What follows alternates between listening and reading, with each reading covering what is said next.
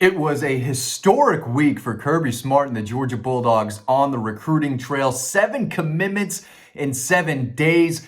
They are on fire right now, and more good news could be coming sooner than later. But I definitely want to jump on here and basically recap what all happened last week. If you're on vacation, if you were doing other stuff, you may have missed it, but the Dogs are on fire right now. And again, 7 commitments in 7 days. So we are breaking it down. And it all started last Sunday, June 22nd. That's when Georgia flipped 4-star linebacker Shadarius Tootle away from Auburn. This is a guy that's one of the best linebackers across the South, was committed to a rival. Kirby Smart and the Dogs said, you know what? This is one of the guys we want badly. They had him on campus for an official visit. I told everyone on this channel that Georgia could absolutely flip this kid. He loved everything about that Georgia visit. And on Sunday, he flipped. 6'3", 220 pounds out of Cottage Hill Academy down in Mobile, Alabama. So they went into Alabama and stole a guy that Auburn wanted badly. Just took him. He had 157 tackles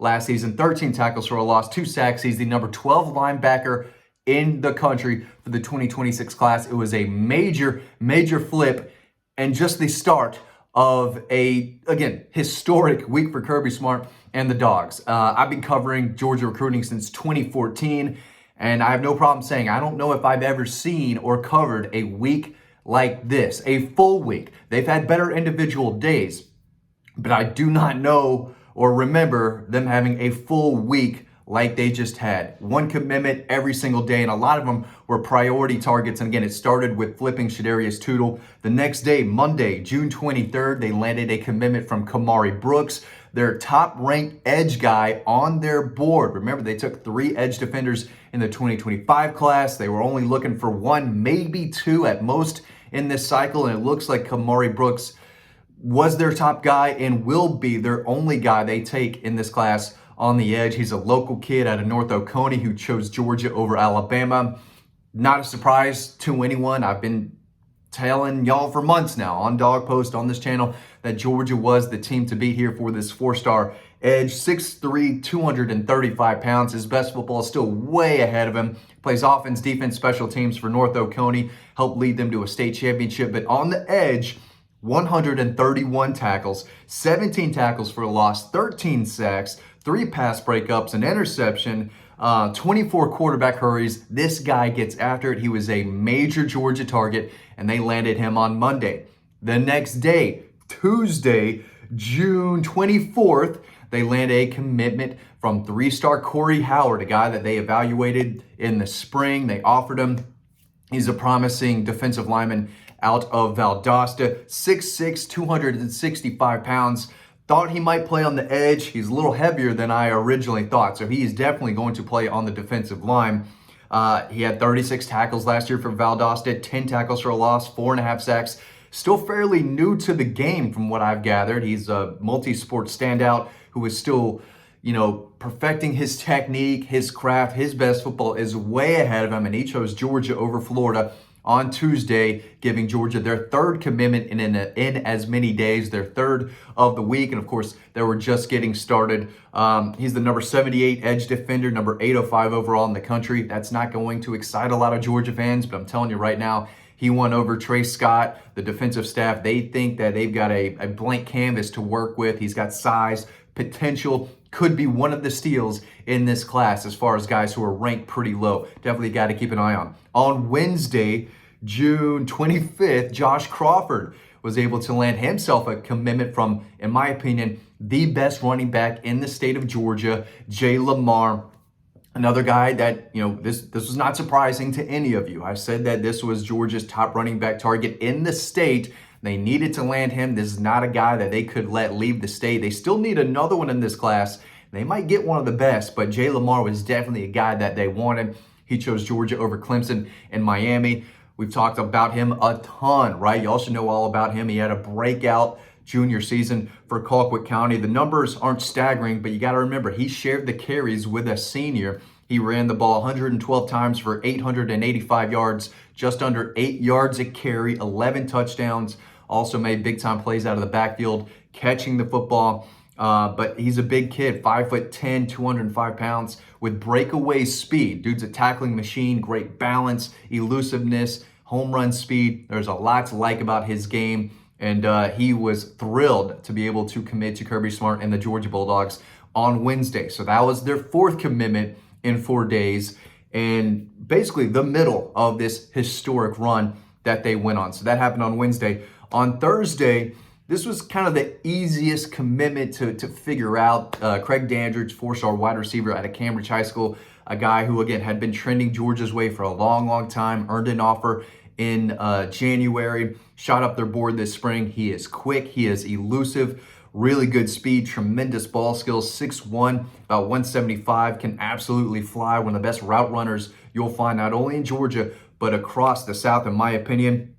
And on his 18th birthday, he chose Georgia, which was on Thursday, over Stanford, Tennessee, Oklahoma, Georgia Tech, among others. He caught 57 passes last year during his breakout junior season. The guy made plays left and right all season long for the Cambridge Bears. So 57 catches, 1,443 yards, 14 touchdowns. He was one of the more productive wide receivers across the state. And every week, this guy was making play after play after play, has been killing it in the 7-on-7 tournaments this summer in the camp circuit. A guy who just creates separation with ease and can run away from defenders. So if you're in the Milton, Alpharetta area, make sure you go check this kid out. He is worth the price of admission. Big play machine. He is ranked as the number 36 wide receiver prospect. Not sure how, because the kid's really, really good. Number 229 overall. Really big deal. He was Georgia's third wide receiver commitment in this class, and a guy who I think could see his stock and his ranking continue to rise more and more over time. The next day, Friday, June 27th, they landed a commitment from 4-star defensive back Trey Scott, who is, I believe, a Texas silent. Everyone had penciled this kid into Texas's class. I get it. Michigan wanted him badly. They were recruiting him from the very beginning. The in-state Longhorns were the team to beat for most of his recruitment. Georgia offered in late April. So they just offered 2 months ago, got him on campus for an official visit earlier this month. I believe that was June 6th. Went to Ann Arbor after that. Went to Austin, Texas after that. Still said, you know what? I want to play for the Dogs, and I'm going to take less money to go play for Kirby Smart and the Georgia Bulldogs. He is big, physical, 6'3", 190.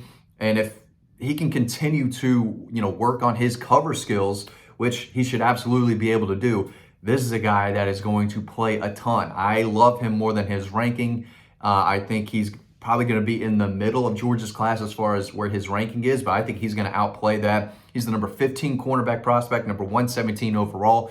Plays safety for his North Shore team. Kid's out of Houston.